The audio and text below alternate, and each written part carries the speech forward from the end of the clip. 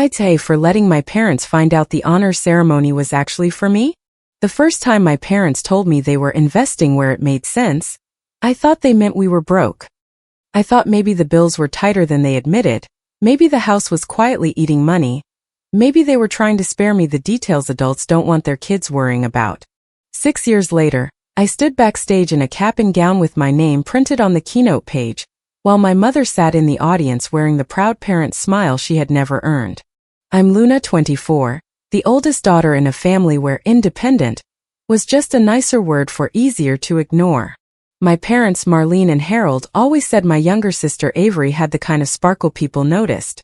I was the practical one, the steady one, the one who kept old receipts in a shoebox, used the same cracked laptop until the hinge gave out, and learned early that asking for help in my family usually meant being reminded how strong I was supposed to be. For a long time, I believed them when they called me capable. It sounded nice when I was younger. Luna doesn't need much. Luna figures things out. Luna is so mature for her age. Then I got old enough to understand that being praised for needing less is still being given less. Avery was 2 years younger than me, and growing up, she was the one people leaned toward at family dinners. She was funny, pretty in an effortless way, dramatic without realizing it, and loud enough to make a room rearrange itself around her. If Avery got nervous before a school presentation, Mom sat with her at the kitchen table and helped her rehearse until midnight. If I had a presentation, Mom said, "You'll be fine. You always are." When Avery got a B on a test she thought she failed, Mom posted in the family group chat, "So proud of Avery for pushing through a hard week. She never gives up." Aunt Claire sent hearts. Cousins sent clapping emojis. Grandma Ruth wrote, "Good job, sweetheart." When I made the honors list, I sent a screenshot because I was proud and stupid enough to think maybe this time it would land differently. Mom reacted with a thumbs up. Not a message. Not a call. Just one gray little thumb floating under my achievement like a receipt no one wanted to keep. I told myself I was being petty. I told myself parents love different kids differently. I told myself Avery probably needed more reassurance and I didn't. That was the family story anyway. Avery needed encouragement. I needed discipline. Avery needed stability. I needed realism. Avery needed support. I needed to learn how the world worked. The first time the money difference became impossible to ignore was over a laptop. Avery's laptop was slow, so Mom bought her a new one before her first semester. It came in a sleek box that sat on the kitchen table like a trophy. Mom made Avery pose with it, laughing like it was a birthday present instead of a school expense. My laptop had a cracked corner, a loose hinge, and a fan that sounded like it was trying to escape. I used to hold the screen at a certain angle with a stack of books behind it, so it wouldn't flop backward during exams. I said, "Mine freezes during timed quizzes." Mom barely looked up from peeling the plastic off Avery's charger. "Yours still turns on. It turns on after 20 minutes. You're better at working around things." Harold was at the counter rinsing a coffee mug. He heard all of it. He did the thing he always did when Mom said something sharp. He made himself busy with water running too loud. I remember looking at him and waiting. I didn't expect him to yell at her. I didn't even expect him to take my side completely. I just wanted one sentence. Maybe, "Marlene, that's not fair." Or, "We'll figure something out for Luna too." Instead, he dried the mug slowly and said, "You've always been good at making do." That was when I first felt something in me go quiet. By senior year, I had become almost obsessive about numbers. I printed scholarship deadlines. I kept FAFSA confirmation emails. I made spreadsheets comparing tuition, fees, transfer credits, textbook rentals, and parking passes. I wasn't doing it because I loved planning. I was doing it because every dollar had to be accounted for before anyone could say no. One Sunday evening, I brought a folder into the living room while Mom was sitting with her mug, and Dad was watching TV on mute. Inside were my financial aid estimate, a tuition balance notice, a list of required fees, and a page where I had written what I could cover myself. I wasn't asking for everything. I knew better than that. I said, "I need to know what I can count on from you." Mom looked through the papers like she was reviewing a menu at a restaurant she already knew she hated.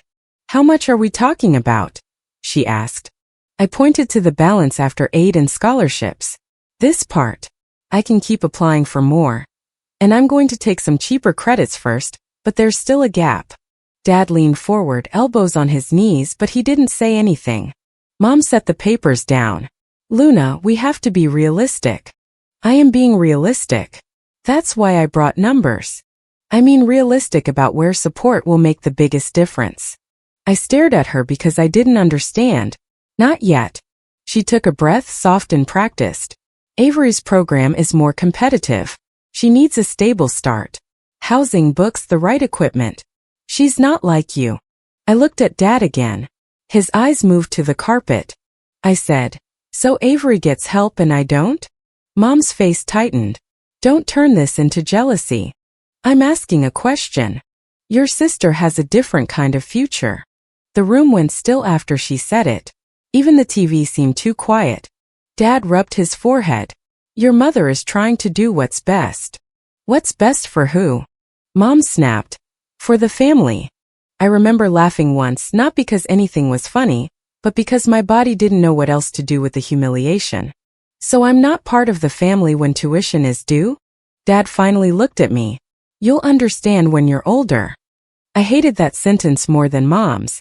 Mom's words cut clean. Dad's wrapped the blade in a napkin and called it kindness. I took my folder back and went to my room. I didn't slam the door. I didn't scream. I sat on the floor with my laptop balanced against my knees and opened my student portal again. The balance looked bigger than it had an hour earlier, even though the number hadn't changed.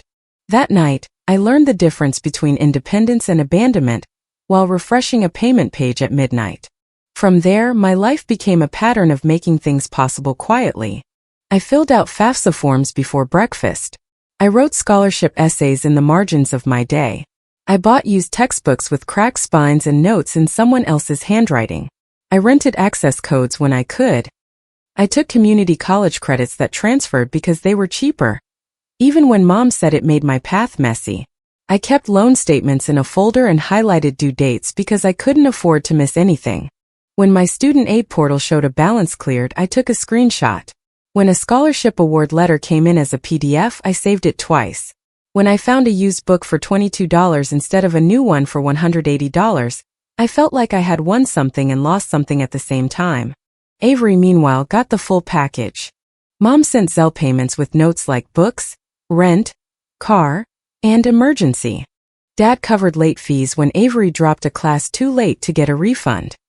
Mom paid for meal plans, lab fees, a campus parking pass, a new phone after Avery said hers was too distracting because the battery died too fast, and another laptop bag because the first one didn't feel like her. I knew about a lot of it because Mom talked about Avery's expenses like weather. Unavoidable. Natural. Nobody's fault. College is so expensive. She would sigh while transferring money to Avery. When I mentioned an application fee I couldn't avoid, Mom said, "You always choose the complicated route." I said, "No. I choose the route I can pay for." She rolled her eyes like affordability was a personality flaw. At family dinners, the story shifted too. I missed gatherings because I couldn't afford the gas, or because a scholarship deadline was coming up, or because I had picked up extra work, which I never mentioned to my family. I didn't want them using that against me too. Mom started telling people I was pulling away. She's always been a little intense. I heard her tell Aunt Claire once in the kitchen. She likes doing things her own way. I was standing in the hallway with a stack of paper plates in my hand. I waited for Claire to ask, "Did you help her?" I waited for anyone to wonder whether I had a reason to be distant. Claire just said, "She'll come around." And I walked into the kitchen smiling like I hadn't heard a thing. That was how I survived my family for a while. I smiled at comments I wanted to challenge. I saved proof I didn't know I would need. I told myself documents were just for my own sanity. Screenshots, emails, tuition balances, text messages. Not because I was planning revenge from day one. I wasn't that strategic yet. I was just tired of being told something didn't happen while I was still bleeding from it. When I finished my first year with excellent grades, I sent Mom the email from the honors office. She replied, "Nice." 2 days later, Avery got a B in a class she had almost failed, and Mom sent 3 paragraphs to the family chat. Marlene. Avery got through such a hard semester and still passed. I'm so proud of her resilience. Some kids would have given up, but not our girl. Claire. That's wonderful. Grandma Ruth. Proud of you, Avery. A cousin. Let's go. I stared at the thread for a minute before typing. I made the honors list again. Mom reacted with another thumbs up. Avery texted separately. Congrats, I guess. Mom is just excited because I was stressed. I typed 3 different responses and deleted all of them. Finally, I wrote, thanks. That was the year I stopped volunteering information. I stopped telling Mom when I won scholarships. I stopped explaining how I made my credits work. I stopped sending screenshots unless I needed a record that something existed. My parents didn't notice at first because they were busy orbiting Avery's latest crisis. Avery changed majors after her 2nd year. Mom called it brave. She's finding herself, Mom said at a barbecue, setting down a bowl of pasta salad like she had delivered wisdom. I said, didn't changing majors mean some of her credits don't count now? Mom gave me a warning look. College is about growth. For Avery. What is that supposed to mean? I took a sip of water and said, nothing. I was still learning when to conserve energy. Later that same barbecue, Aunt Claire sat next to me on a folding chair while the younger cousins chased each other through the yard. She had always been closer to Mom than to me, but she wasn't cruel. She was the kind of relative who believed the first version of a story because challenging it would make Thanksgiving awkward. She nudged my shoulder and said, your grandma is so proud of you girls. She always wanted both of you to start even. I smiled automatically. That's nice. Claire looked at me. I mean with college. Ruth was so happy she could help both girls. The words didn't fit inside my head. I said, both of us. Claire's smile faded a little. That's what she said. I kept my voice casual because my heart had started pounding. What exactly did she say? Claire glanced toward the sliding door where Mom was laughing with Avery. Just that she gave your parents something years ago. For school. I thought you knew. I didn't know. I didn't know so hard that my hands went cold around the paper cup. That night after everyone left, I asked Mom while she wiped down the counter. Did Grandma Ruth give you money for my college? The dishcloth stopped moving for half a second. That was all. Half a second.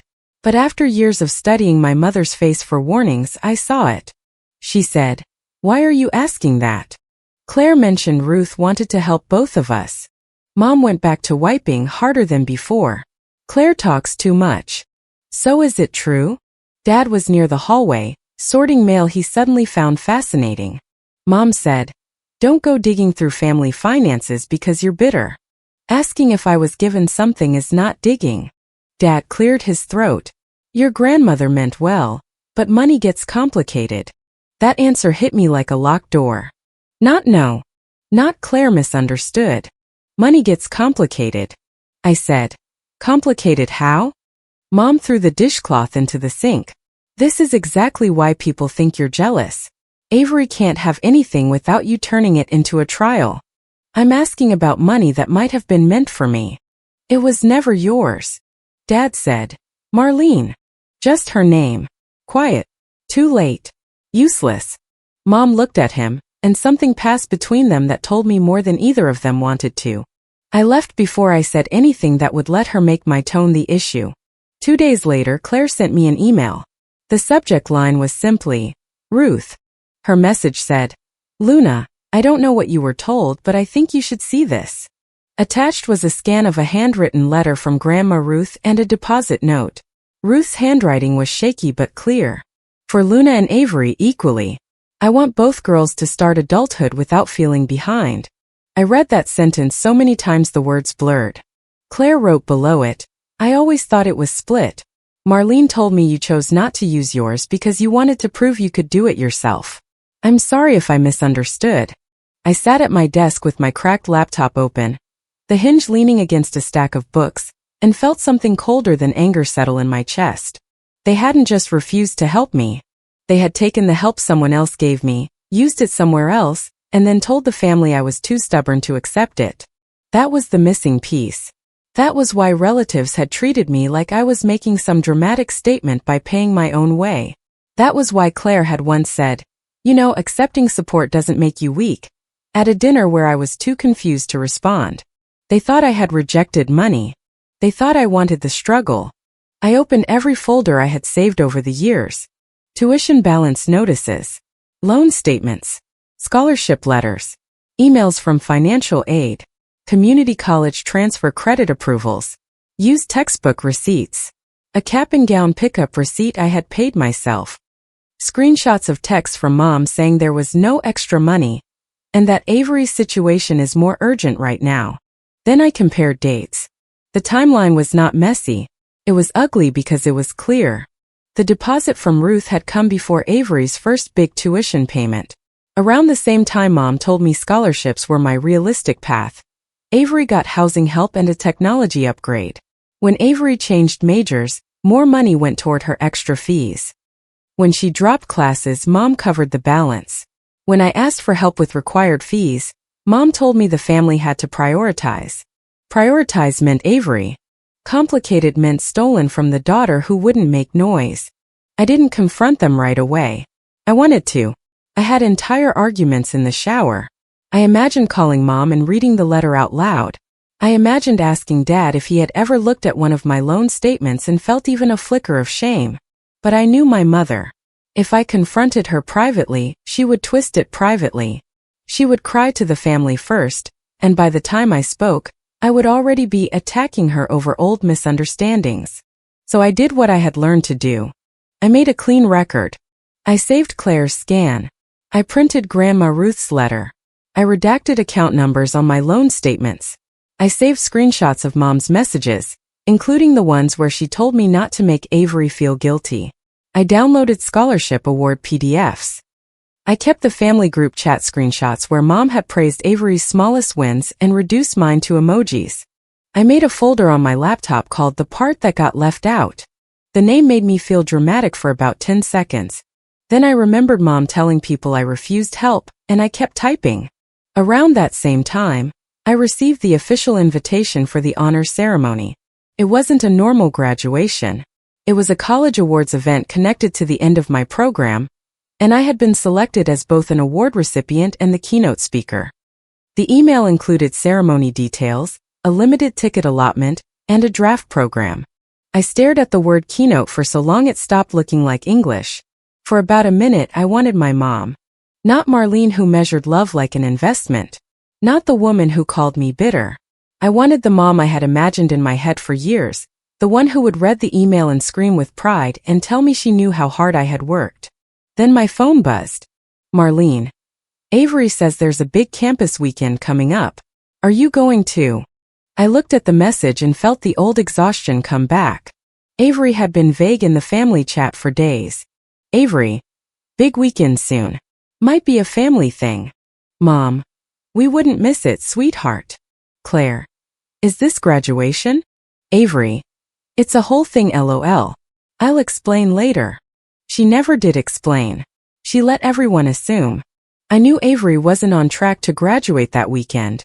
I didn't know every detail, but I knew enough from Mom's comments and Avery's sudden subject changes.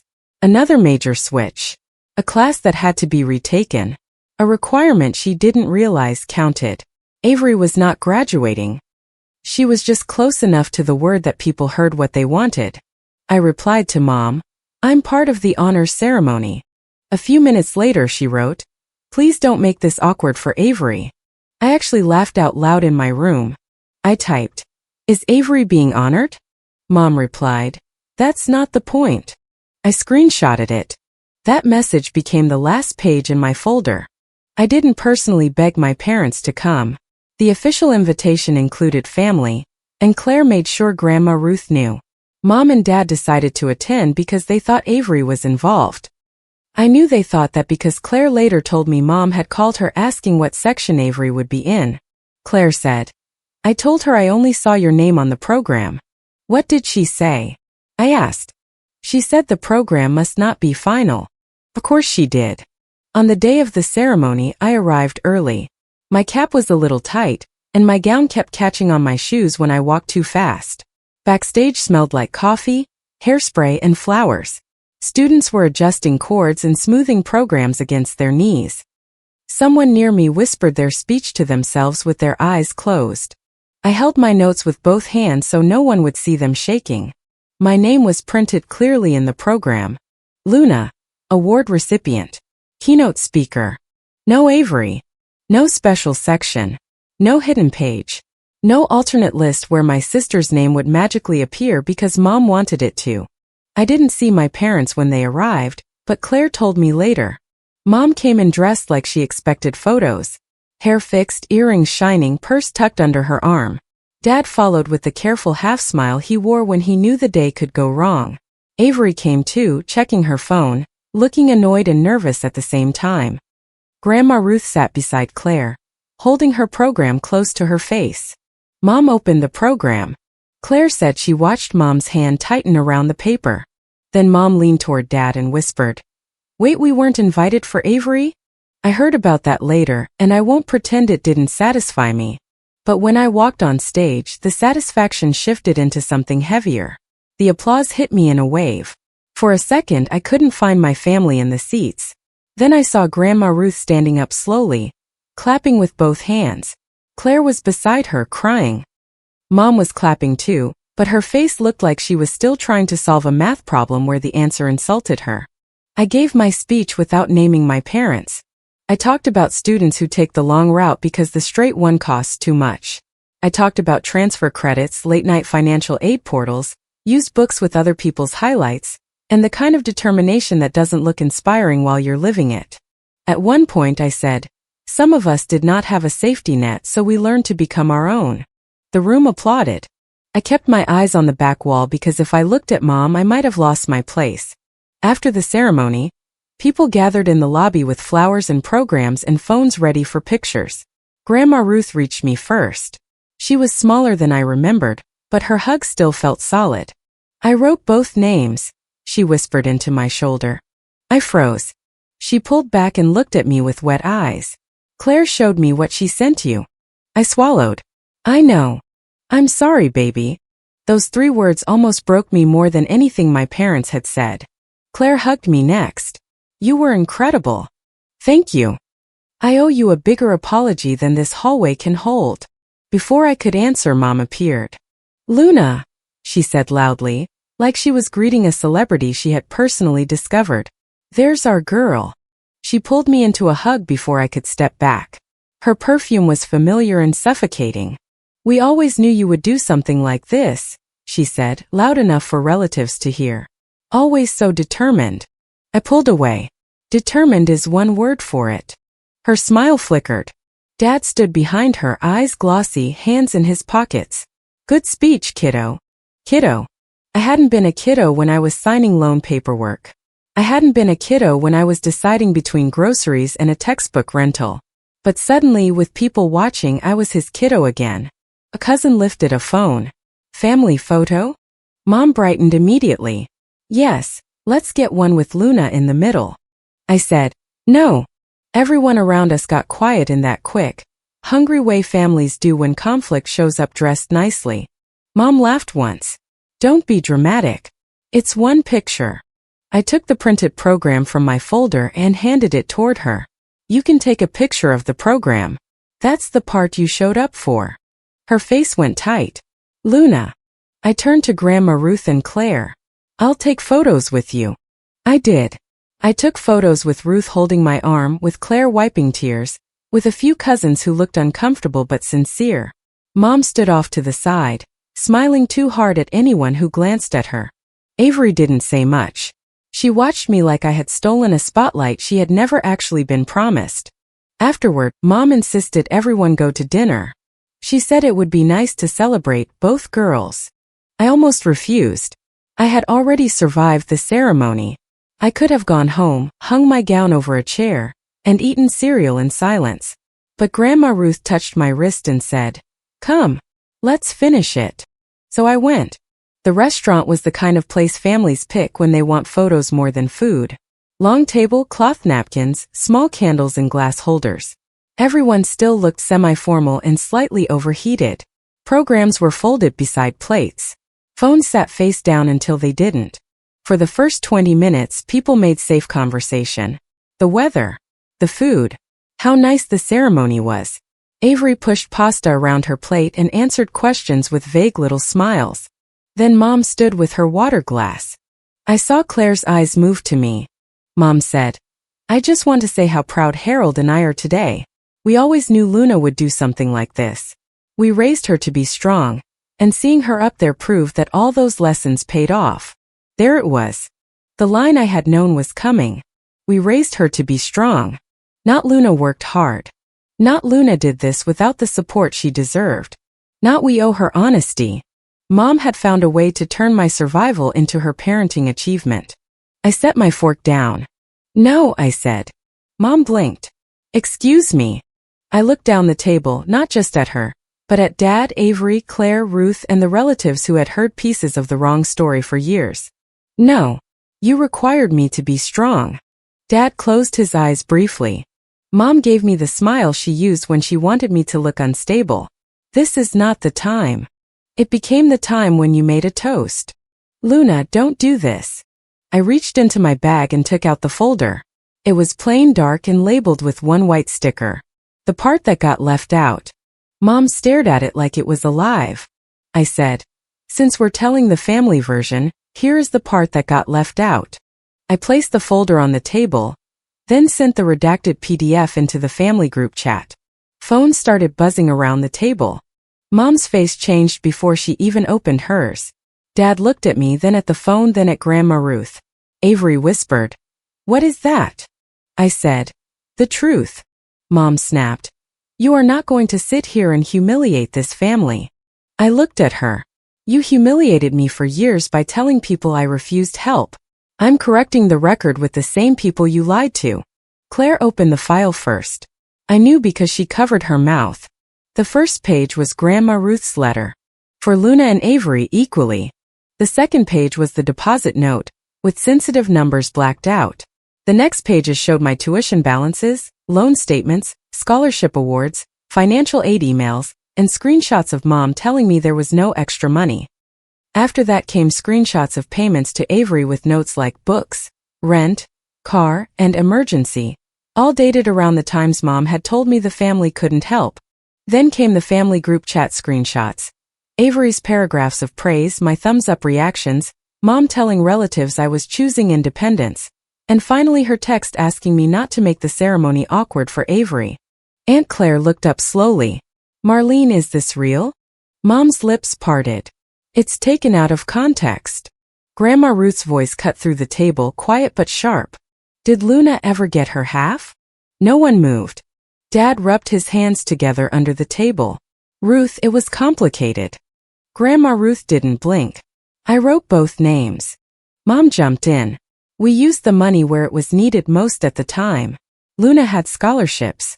She was doing fine. I laughed once. I had scholarships because I didn't have you. Dad flinched.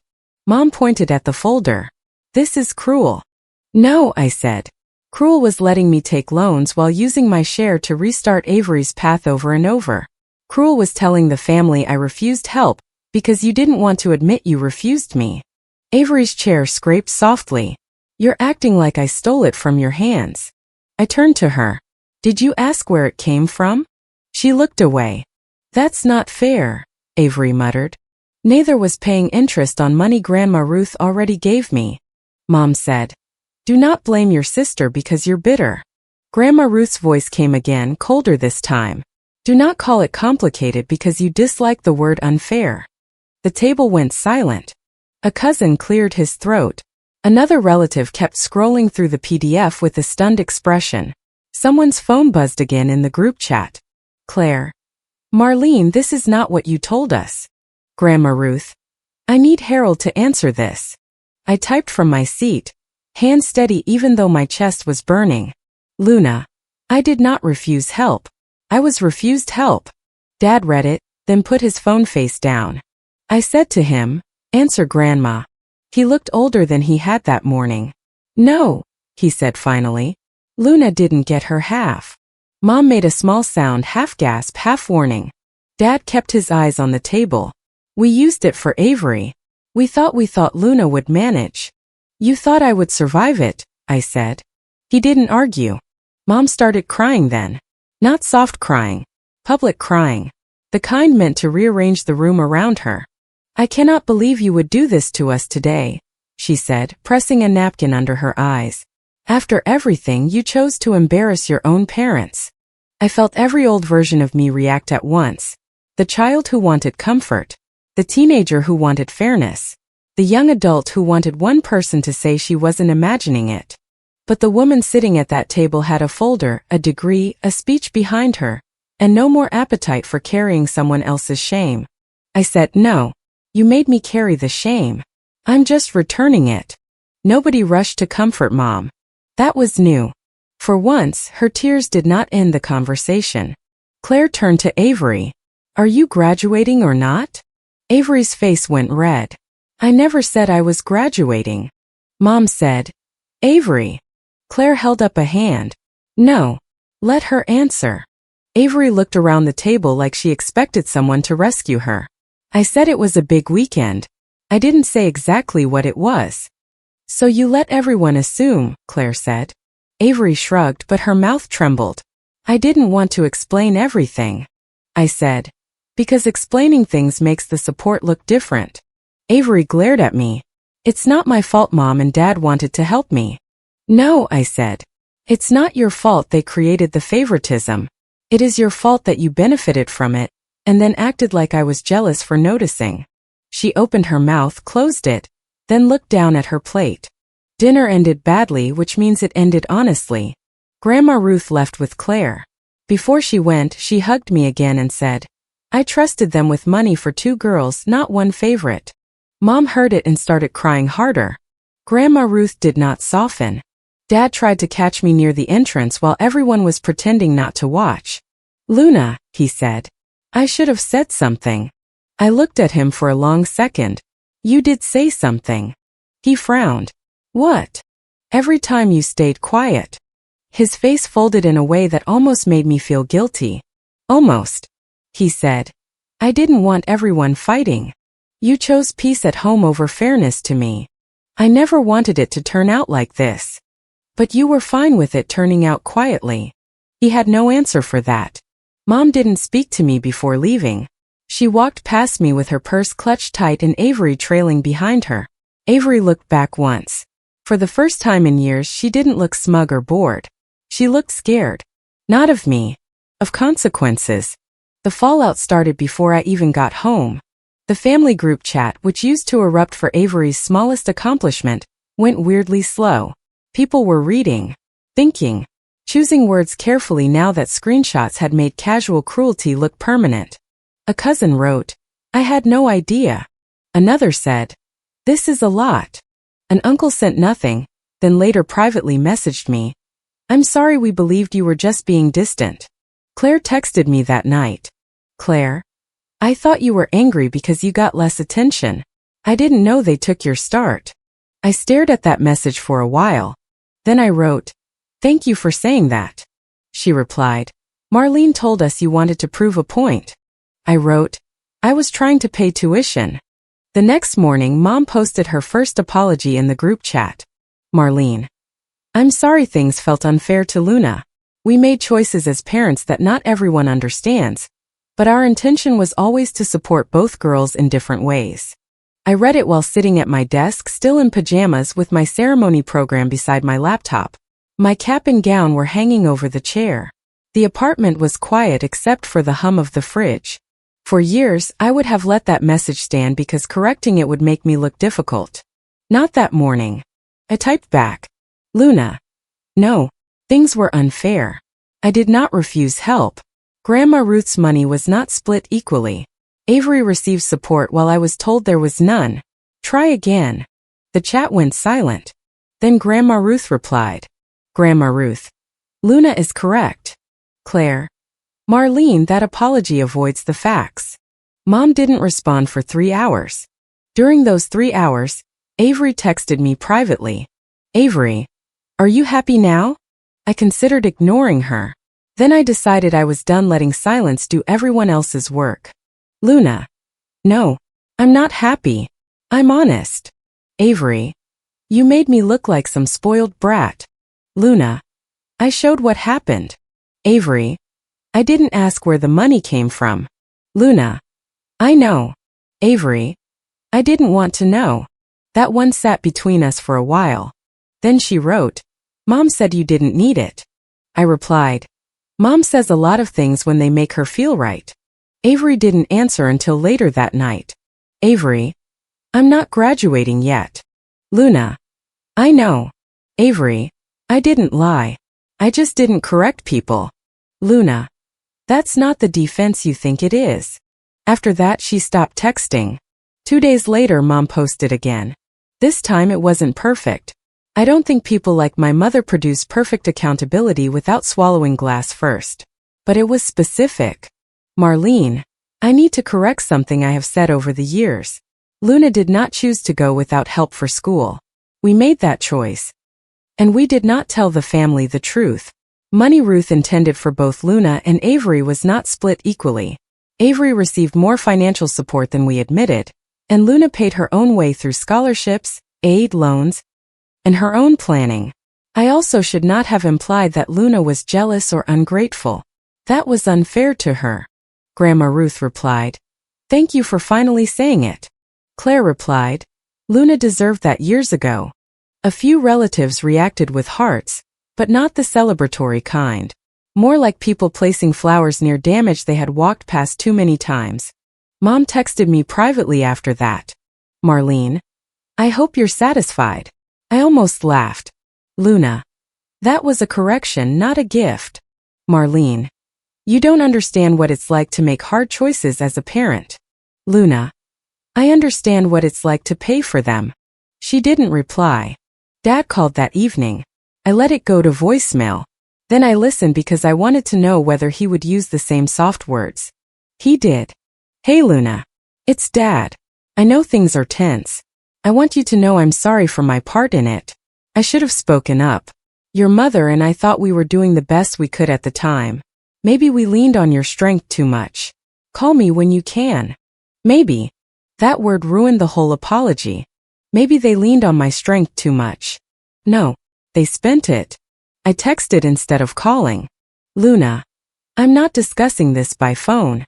If you want to apologize, say what you did without turning it into something that happened accidentally. He replied the next morning. Harold. We used money meant for you to help Avery. I knew you had not received your share. I stayed quiet because I did not want conflict. I am sorry. It was the closest he had ever come to standing in the truth without Mom's permission. I didn't forgive him on the spot. I wrote, Thank you for saying it clearly. That was all I had for him. Grandma Ruth made changes too.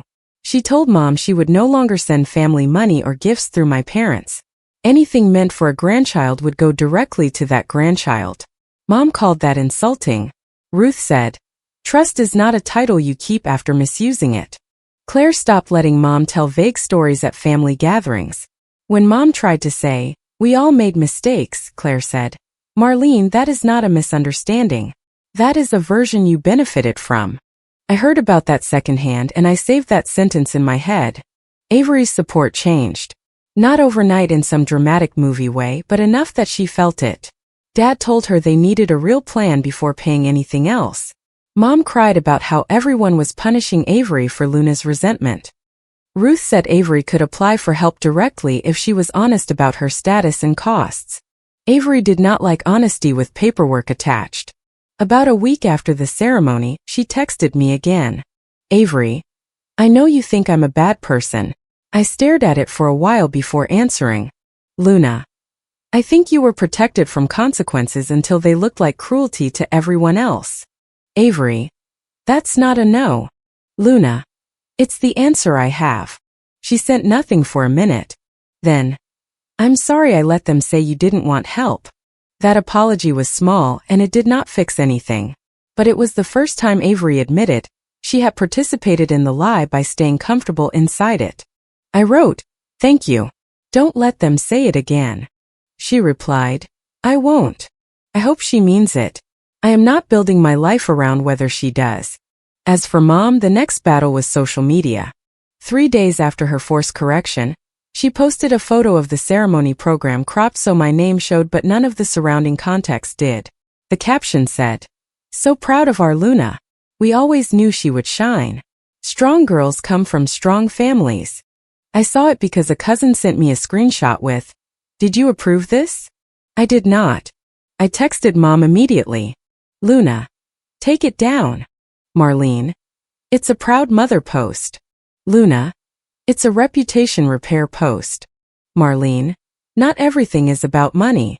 Luna, "This is about truth. You don't get to use my achievement to advertise parenting you didn't do." Marlene, "You are determined to punish me forever."